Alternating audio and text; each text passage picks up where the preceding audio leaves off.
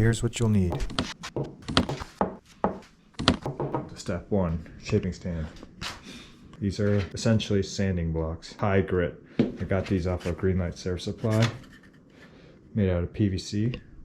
You could get a set. It's kind of pricey for this. It's to take out as much foam as you can down to stringer line.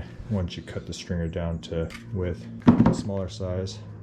You could buy this as a set off Greenlight Surf Supply. I have a 10% discount code in the description if you want to use that. Looking for a budget-friendly option, you could get a 2x4 or a 1x4. So I have here 1x4 with 80 grit sandpaper, but if you want to cut foam faster, you could just use 40 grit sandpaper. Generally, you want to get a sheet this size. This is 80 grit, big square here. I would recommend 60 or 40 grit paper.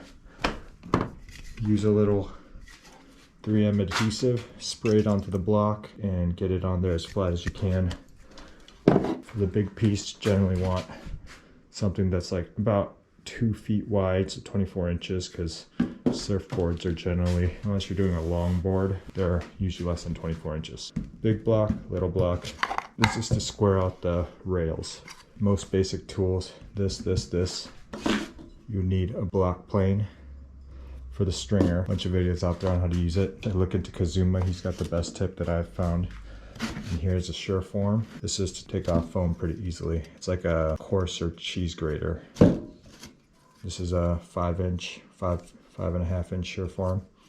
I use this more than I do this. This one I hardly ever use. Respirator. You could use an N95 in place of this, but something so you're not inhaling foam dust. And you want a shaper square. You don't need one. You could just use a straight edge if you have a straight edge ruler.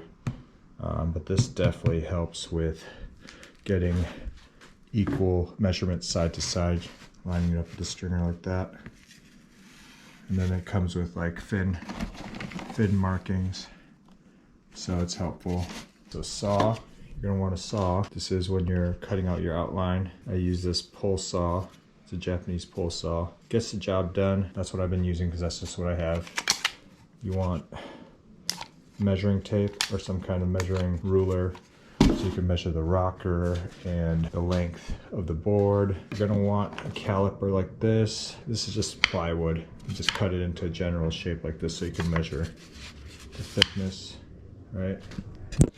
You measure the thickness, use a tape measure to measure how thick it is. I didn't make this one. This one's from Shaper Supply, which I bought used. And here is a finer. This is a Microplane, essentially a kitchen tool. This will take out the rougher looking gouges in the foam after you've used something like this heavily coarse thing to tear the foam, or even this.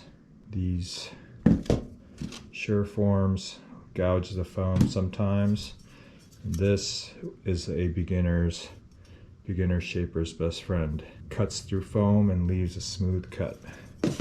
Then I want a shaper's pencil, something with a soft lead tip. This one I got again from Greenlight Surf Supply. That you could get, I think it's only a couple bucks. This is a little 1-inch hole saw. You're wondering what that's for? It's for cutting the leash plug in. And of course, to go with that, you're gonna need a drill, any drill, power drill.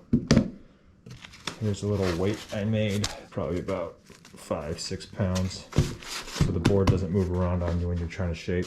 You're gonna need a router to route in the fin boxes, unless you're having somebody else do that for you. If you have a friend or a shop nearby that would do that for you, or if you're bringing it in to get glass, the glassing shop may install the fins for you, but otherwise you're gonna need this. I use the Makita RT0701C, and this is the model that generally every shaping site sells, and Futures company that does the fin boxes, they will have the adapters made specifically for this. I use a level when you're measuring out the rocker.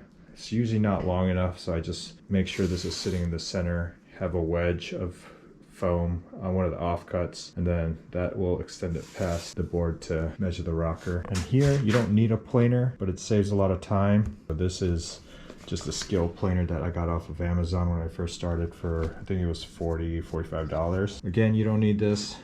And even this one doesn't save you that much time. But if you have a modified one, it cuts 1/8 inch at a time versus this, I think, cuts only a 1/16 inch at a time. So you would have to make twice as many passes. And then I generally use only 80 grit and 220 grit to finish off the foam before I glass. I don't know if that's right, but that's what I do, and it seemed to have worked out well for me so far.